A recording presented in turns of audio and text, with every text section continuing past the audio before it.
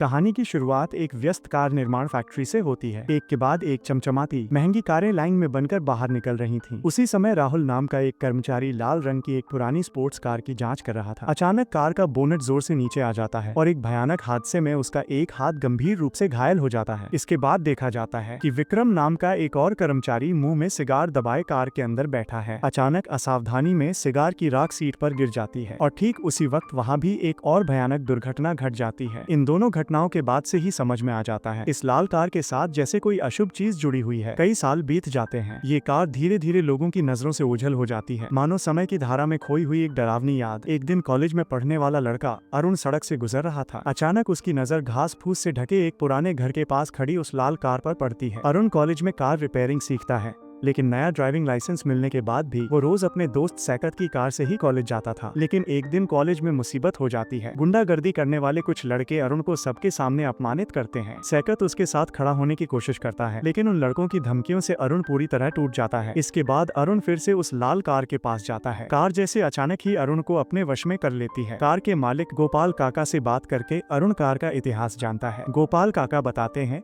कि कार का नाम चांदनी है। कई साल पहले उनके दादा ने ये कार खरीदी थी, लेकिन दादा की मौत के बाद वे इस कार को रखना नहीं चाहते थे, इसलिए बहुत कम दाम में कार बेचने का फैसला करते हैं। पहली ही नजर में अरुण किसी अनजाने आकर्षण में इस कार से प्यार कर बैठता है। सैकत बहुत समझाने की कोशिश करता है, कार पुरानी है, खराब है और झंझट वाली है, लेकिन सारी बातें अनदेखी करके अरुण अपनी जमा की हुई रकम से उस लगभग कबाड़ हो चुकी कार को खरीद लेता है। उस रात जब ये बात सामने आती है तो अरुण के माता पिता बहुत गुस्सा हो जाते हैं। आमतौर पर शांत स्वभाव का अरुण उस दिन जिंदगी में पहली बार अपने माता पिता से तीखी लड़ाई में उलझ जाता है। माता पिता घर के सामने कार रखने की इजाजत नहीं देते, तो गुस्से और नाराजगी में अरुण कार को पास के एक पुराने गैराज में ले जाता है। वो मन ही मन तय करता है, जो भी हो वो इस लाल कार को ठीक करके ही रहेगा। दिन रात एक करके अरुण कार की मरम्मत में जुट जाता है। धीरे धीरे उसकी मेहनत का फल दिखाई देने लगता है। उसका काम देखकर गैराज का मालिक धीरन काका बहुत प्रभावित हो जाता है। एक दिन धीरन काका अरुण को एक प्रस्ताव देते हैं, अगर अरुण चाहे तो वो यहाँ बिना किराए के कार ठीक कर सकता है और काम के बदले कुछ पैसे भी कमा सकता है। शर्त सिर्फ एक थी, गैराज के रोजमर्रा के कुछ सामान्य काम उसे करने होंगे। इसी दौरान कॉलेज में नई छात्रा के रूप में शाओली आती है। कॉलेज में कदम रखते ही कई लड़कों की नजरें उसकी ओर चली जाती हैं। उनमें सैकत भी शामिल था। वो उस समय बहुत अकेला था, इसलिए शाओली से बातचीत बढ़ाना चाहता था। सैकत उसे बाहर जाने का न्योता देता है, लेकिन शाओली साफ तौर पर उसे ठुकरा देती है। दूसरी ओर अरुण के व्यवहार में आए अचानक बदलाव से उसकी माँ बहुत चिंतित हो जाती है। वो पहले जैसा नहीं रहा, हर वक्त कार के आसपास ही रहता है। इसी समय सैकत को पता चलता है कि कार का पिछला मालिक कथित तौर पर उसी के अंदर मरा था। ये खबर सुनते ही सैकत भागकर उस गोपाल काका के पास जाता है जिन्होंने कार बेची थी। गोपाल काका सैकत को बताते हैं कि उनके दादा चांदनी कार से इस कदर प्यार करते थे कि उन्होंने अपनी पत्नी और बच्चे की मौत तक को महत्व नहीं दिया। आखिरकार वही अंधा मोह उन्हें बर्बाद कर देता है और वे कार के अंदर ही अपनी जान गंवा देते हैं। ये सब सुनकर सैकत बुरी तरह डर जाता है। उसे लगता है कि यह कार सच में सामान्य नहीं है। सच्चाई जानने के लिए सैकत एक रात चुपके से गैराज जाता है। अरुण की जानकारी के बिना ही वह चांदनी के पास पहुंचता है। जैसे ही वो कार का दरवाजा खोलने वाला होता है, अचानक अंदर से रेडियो बज उठता है। बजता हुआ गाना ऐसा लगता है मानो कार ही उसे देखकर मुस्कुरा रही हो। डर के मारे सैकत कुछ सोचे बिना ही दौड़कर गैराज से भाग जाता है। इस घटना के बाद वो अरुण से कुछ भी कहने की हिम्मत नहीं जुटा पाता। कुछ दिनों बाद कॉलेज में एक महत्वपूर्ण प्रतियोगिता का दिन आता है। उस दिन सैकत देखता है पूरी तरह से मरम्मत की गई चांदनी कार और उसके अंदर से उतरते हुए अरुण और शाओली। यह दृश्य देखकर सैकत पूरी तरह स्तब्ध रह जाता है। प्रतियोगिता के दौरान उसका ध्यान भटक जाता है और उसी लापरवाही के कारण सैकत गंभीर रूप से घायल हो जाता है और अस्पताल में भर्ती कराया जाता है। अरुण उसी दिन सैकत से मिलने अस्पताल आता है, लेकिन अरुण की बातें सैकत की चिंता और बढ़ा देती हैं। उसे पता चलता है कि चांदनी के लिए अरुण ने पढ़ाई छोड़ने का फैसला कर लिया है। इससे सैकत को यकीन हो जाता है कि अरुण और कार का रिश्ता खतरनाक दिशा में जा रहा है। इधर शाओली के साथ अरुण की नजदीकियां बढ़ती जाती हैं। वे कार के अंदर ही समय बिताने लगते हैं, लेकिन शाओली अचानक ही इसे ठुकरा देती है। वो साफ साफ कहती है, मुझे कार के अंदर कुछ ठीक नहीं लग रहा है, और शाओली कार छोड़कर जाने लगती है। काफी समझाने के बाद अरुण शाओली को फिर से कार में बैठने के लिए मना लेता है। अचानक अरुण ध्यान देता है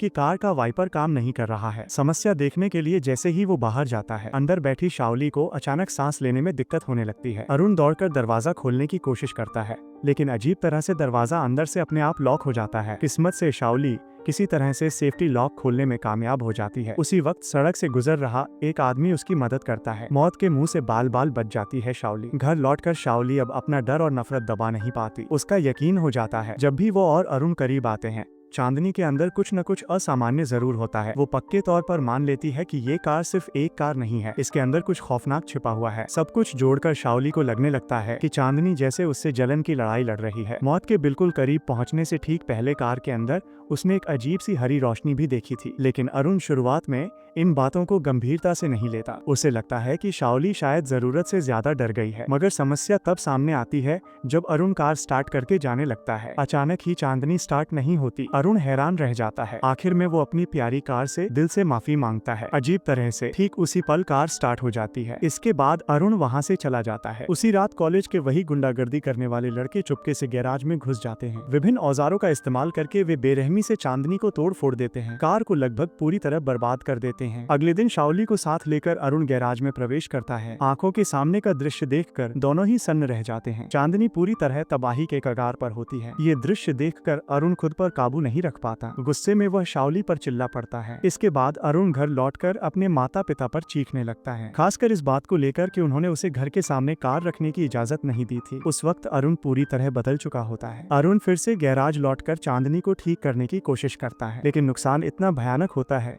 कि वो समझ ही नहीं पाता कि शुरुआत कहां से करे। गहरी निराशा के बीच अविश्वसनीय रूप से चांदनी जैसे उसकी पुकार का जवाब देती है। अरुण की तीव्र इच्छा के बीच ही टूटी फूटी चांदनी चमत्कारिक रूप से फिर से पहले जैसी ठीक हो जाती है। उसी रात चांदनी मानो बदला लेने का रूप ले लेती है। गुंडागर्दी करने वाले लड़कों में से एक चांदनी के हमले में मारा जाता है। ये तो बस शुरुआत थी। मौत की घटना के बाद पुलिस अरुण को पूछताछ के लिए बुलाती है, लेकिन अरुण दृढ़ता से इनकार करता है कि इस घटना से उसका कोई लेना देना नहीं है। पुलिस तब भी किसी नतीजे पर नहीं पहुंच पाती। कुछ दिनों बाद उसी शरारती गिरोह का एक और लड़का, नाम था बॉबी, चांदनी के निशाने पर आ जाता है। बेकाबू चांदनी सबसे पहले बॉबी के एक दोस्त को टक्कर मारकर मार डालती है। इसके बाद पूरी कार मरम्मत की दुकान को आग के हवाले कर देती है। जलती हुई हालत में ही चांदनी बॉबी की ओर दौड़ती है और आखिरकार उसे भी मार देती है। उसी रात क्षत विक्षत चांदनी फिर से गैराज लौट आती है। ये देखकर पहरे पर मौजूद धीरन काका हैरान रह जाते हैं। जब वे जलती हुई कार का दरवाजा खोलकर देखते हैं तो अंदर कोई भी नहीं मिलता। उसी पल धीरन काका जैसे किसी अदृश्य मोह में बंध जाते हैं। वे मंत्रमुग्ध नजरों से कार के अंदर बैठ जाते हैं और अंततः चालक की सीट पर ही दर्दनाक मौत मर जाते हैं। अगले दिन काम पर आकर अरुण देखता है